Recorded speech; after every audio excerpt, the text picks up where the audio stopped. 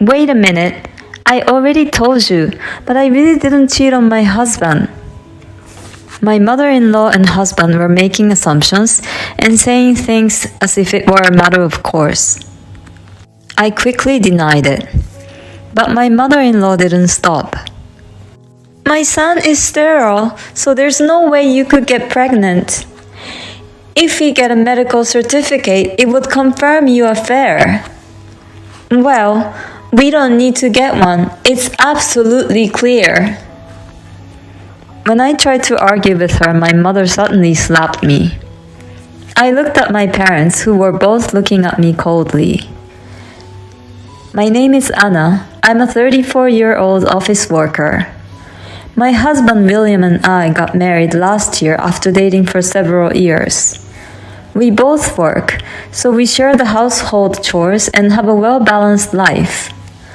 My husband can cook, clean, and do laundry. I'm very thankful for that.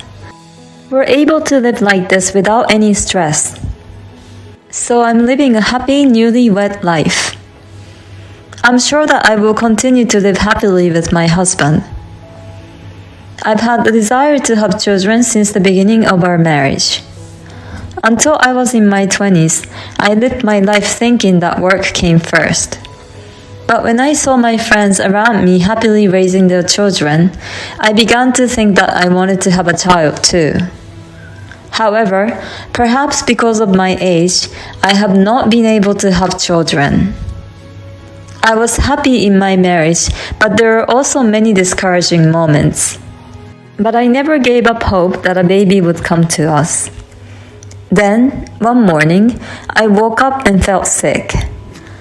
I thought it may be, and I immediately checked with a test kit. Then the test showed a positive result. Could I really be pregnant? I was a bit shaken, but I called in late to work and went to the hospital. Yes, it's definitely pregnancy, and I can hear the baby's heartbeat. Are you sure? Yes, you're in your 3rd month. Congratulations. Please go get your maternity handbook too. I couldn't hide my happiness and listened to the doctor with tears in my eyes. I can't wait to tell my husband and share my joy. I couldn't stop being excited and went to the supermarket on my way home to pick up some food. I wondered if my husband would cry and be happy too, and then we would hug each other. My head was filled with such imaginations even after I arrived home. I cooked dinner in a happy mood. Finally, at night, my husband came home. Whoa, the dinner looks amazing today, he said as he untied his tie. I couldn't stop smiling and said to him, to tell you the truth, I got pregnant. And he said, What? Pregnant? He looked surprised. I was expecting him to scream in joy after that. But he had a surprising reaction. Whose baby is it? What? I asked you whose child it was. He asked, looking at me with cold eyes. What's the matter with you? Of course it's yours, I said, and he sighed. I'm sterile. What? So it's not mine. I had no idea you were having an affair. I'm disappointed. Wait a minute. I'm not having an affair. This baby is yours. I told him that, but he wouldn't listen to me. Just give me some time. I'm going back to my parents' house. And he left the house. He didn't even touch any of the food I had made for him. A few days later, my husband called my parents and said he wanted to have a talk with them. I told him that I wanted to discuss it with him alone first. But he didn't listen to me at all, so we decided to meet at my parents' house this coming Saturday. I was so anxious that I couldn't sleep at night. I couldn't explain well to my parents. So when my in-laws came over, my mother asked, "What's going on?" "What is it? You guys haven't heard anything from your daughter?" "I heard that your daughter is pregnant, but it's not my son's." My parents froze. "I didn't think Anna would cheat on him." I guess I was the only one who thought we were a good married couple. Wait a minute, I told you the other day that I really didn't have an affair. My mother-in-law and husband took it for granted that I was the one at fault. I quickly denied it, but my mother-in-law didn't stop. "My son is sterile, so there's no way she could have gotten pregnant." If we got a medical certificate, it would confirm the affair. Well, but we don't need that. It's absolutely clear. When I tried to argue with her, my mother suddenly slapped me. I looked at my parents, who were both looking at me coldly, and my husband and mother-in-law both gave me a sneering look. Well, you deserve to be slapped. You committed adultery and never apologized for it. When my mother-in-law said that, my mother bowed her head and said, "I'm sorry, I apologize." "Come on, you too, apologize quickly." My mother urged me to apologize. My father also apologized to my mother-in-law and my husband, saying that his daughter had caused a lot of trouble. He grabbed my head and forced me down to apologize. I brushed my father's hand away and told him to listen to me for a minute. But they wouldn't listen to me. They are furious with me. "You've caused us so much trouble and brought us so much shame. You are no daughter of this family." My father shouted in front of my mother-in-law and my husband. "Oh my God, they disowned you." "Well, you got what you deserved." My mother-in-law and my husband are just watching and laughing at me. Then the living room door opened and my sister walked in. "Dad? Mom? Please calm down a little bit." Thank God she's finally here. My father is furious with my sister too. "I don't know how you can be so calm after hearing all this. Besides, it's none of your business." "We're family, of course it's my business." "My sister had told me everything before you arrived. Is it true that you are sterile?" My mother-in-law and her husband looked at my sister with a questioning look on their faces. "Is it possible that your sister-in-law suspects us, William?" "No, not at all. But I think it would make things easier if we had some facts to back it up." She proceeded very calmly. "When did you have the examination?" My husband and mother-in-law looked at each other. "He didn't have any tests." "What?" I froze when I heard it.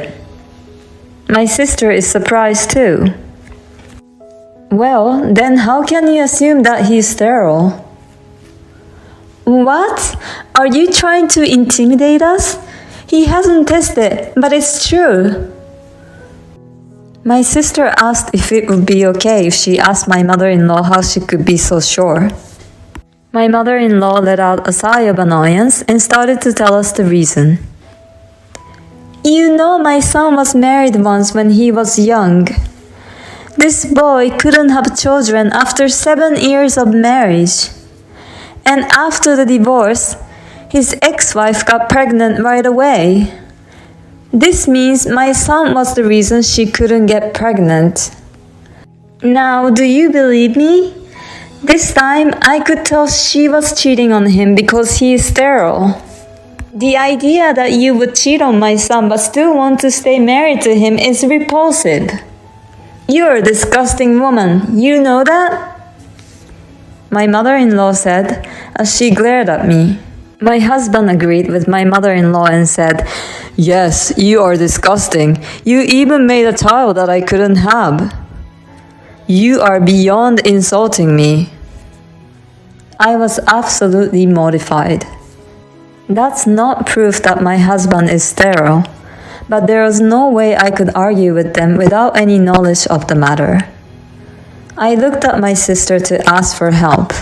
She noticed this, looked at me, nodded lightly, and started talking again. "I see. I can see why you would think you had a problem if you had such an experience. But I can't say for sure that your son is sterile just because of that.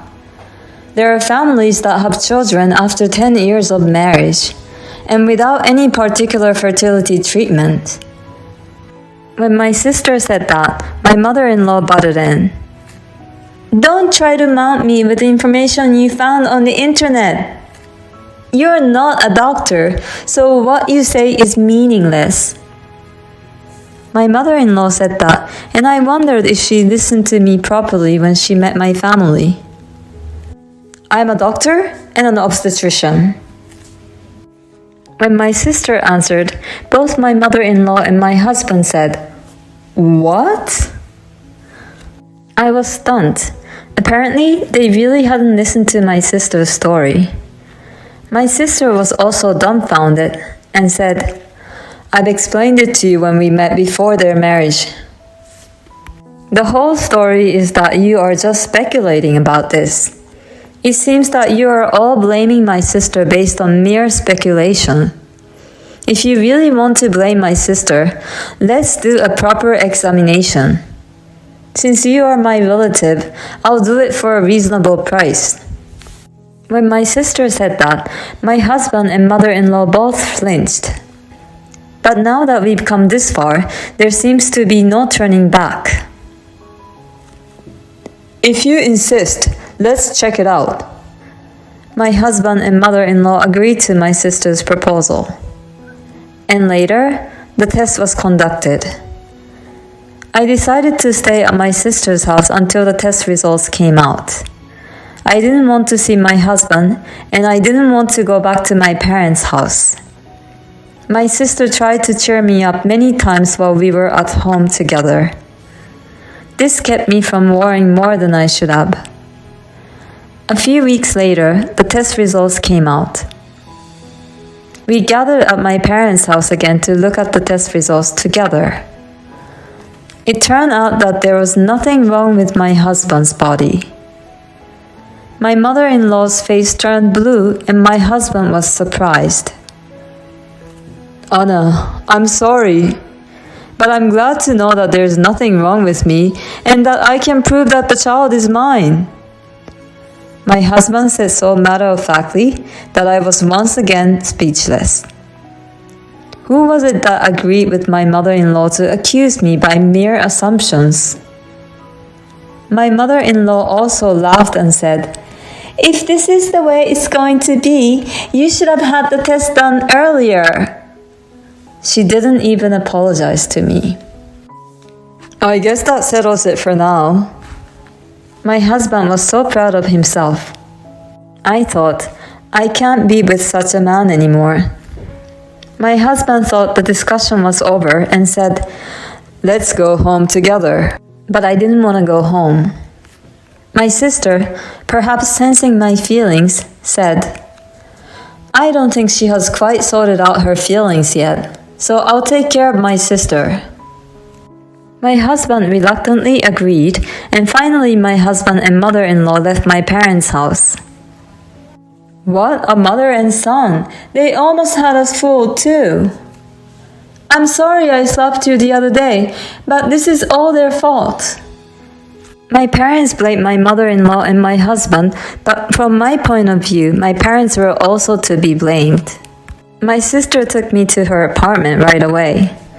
I was so relieved when I got to the apartment that I couldn't stop crying. My sister didn't say a word the whole time, just hugged me and comforted me. No one believed me, and they all looked at me with cold suspicion, which really scared me. In the middle of all this, my sister was the only one who stood by me. I'm so glad that I talked to my sister the day before the meeting was taking place at my parents' house. She went out of her way to come to my parents' house for me, and I really can't thank her enough. After that, I stayed at my sister's house for a few days to rest my body and mind. Then I made one decision and went with my sister to the house where my husband was. My husband greeted me by saying, "Welcome home. I've been waiting for you." He was surprised to see my sister and one other person. My sister-in-law, and who is the other person? He's a lawyer. I asked him to come today. Lawyer? My husband was very upset. Why a lawyer? I can't live with you anymore. Please, let's get a divorce. When I said the word divorce, he turned blue. Wait a minute. That's out of nowhere. It's not that sudden. After everything that happened. No, I'm sorry about that. But you can't just get a divorce on that grounds. The lawyer explained to him about that. As far as I can tell, the fact that you and your mother blamed Anna blindly would be a reason for divorce. And knowing that Anna wanted to have children, but you married her by hiding the fact that you were infertile from her is a problem. I think my husband didn't expect this. He nodded his head but seemed to be in shock. With my husband on the side, I packed up my belongings and returned to my sister's house. After that, I communicated with my husband through my lawyer. I asked my husband for compensation for the emotional pain and suffering he had caused me, as well as for property division and child support. Because I had a good lawyer, I was able to get him to pay all of them. Moreover, my mother-in-law and my husband had told everyone in the neighborhood and at work that I was having an affair. I sued them for defamation of character. In addition to getting some more money, my mother-in-law and my husband corrected and apologized to the person whom they had told a lie. As a result, my mother-in-law and my husband lost all the credibility. They have been isolated recently.